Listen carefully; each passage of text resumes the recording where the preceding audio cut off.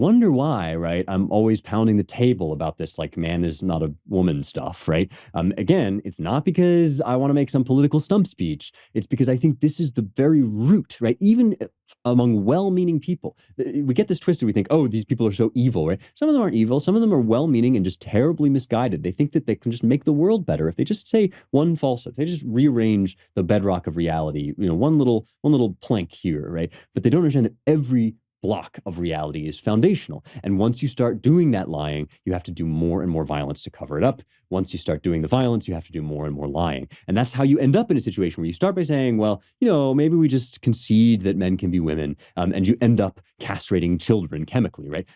The personal non-participation in lies, which, as Solzhenitsyn says, right, is the least scary version of what you can do. Right? At a certain point, you're going to have to stand up. At a certain point, you're going to have to say no. But at first, all you can do is just not say yes, right? You just begin by not signing the diversity oath, right? Begin by not accepting that, you have to swear fealty to critical race theory in order to enter a company, right? This stuff will cost you, but it's the only it's the cost that you must pay, right? If you're not going to pay that cost, then you're not going to pay any cost. If you're not going to refuse to lie, then you're dooming yourself. It's the beginning of rebellion, right? Men can't be women, women can't be men. That's a start, and that's why, again, I keep returning to this Babylon Bee thing, right? They came out with this thing. Rachel Levine is the man of the year. It was a joke, but the point was that Rachel Levine is not a woman, and they were kicked off. Why? Because by stating what they understand to be a bedrock fact of objective reality, right,